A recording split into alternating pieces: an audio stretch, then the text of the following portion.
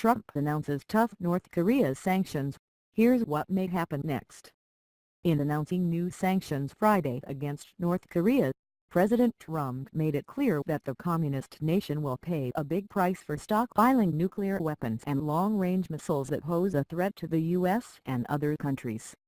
The president spoke to the Conservative Political Action Conference about the tough new sanctions designed to make the rogue regime in Pyongyang feel even greater economic pain for its decision to become a nuclear power. Make no mistake, these sanctions will have some bite. They apply to 27 shipping companies and 28 ships registered in North Korea, China and 5 other nations. The Trump administration says the companies and ships are helping North Korea evade international restrictions on fuel imports and a ban on coal exports. The sanctions are designed to cut off foreign cash that North Korea desperately needs.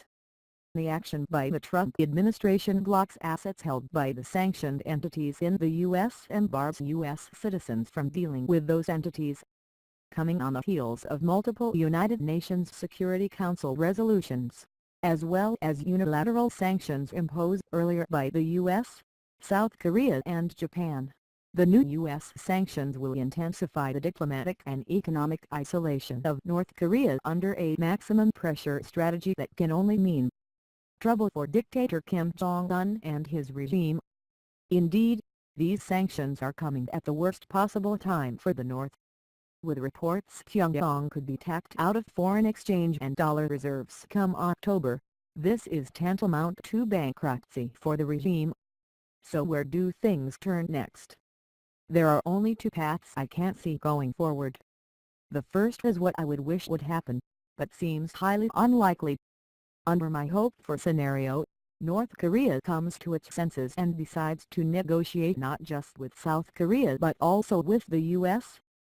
The Kim regime decides to make an effort to reach out to Ivanka Trump, who is in South Korea right now to attend the closing of the Winter Olympics.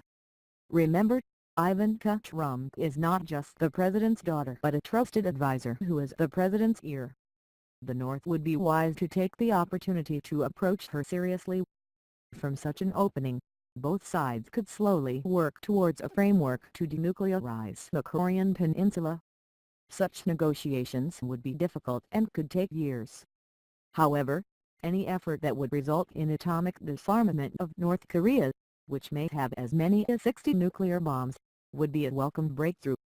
This is the Trump administration's goal. But my heart and a decade plus of studying the North tell me we are closing in on the spring crisis. As I noted just this week, the Olympic pause in tensions will be short-lived. I believe that North Korea will demand in the coming days and weeks the complete cancellation of large U.S. South Korean joint military exercises, which have already been delayed until the end of April.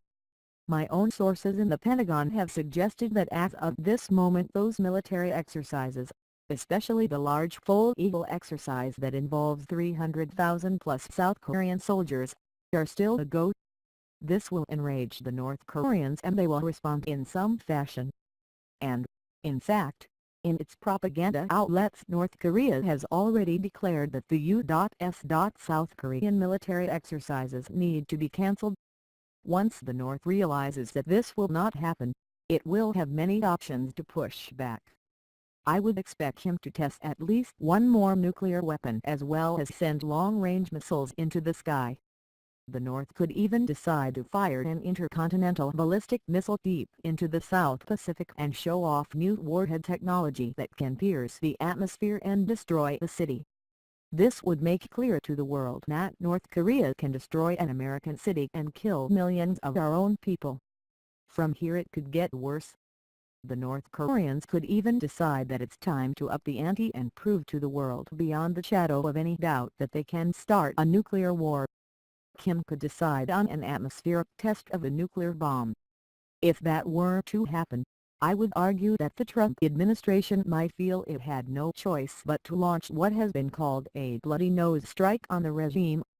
Enjoy the last few days of the Olympics and the Paralympics. After that, it seems all but certain all hell is going to break loose in Northeast Asia. Again,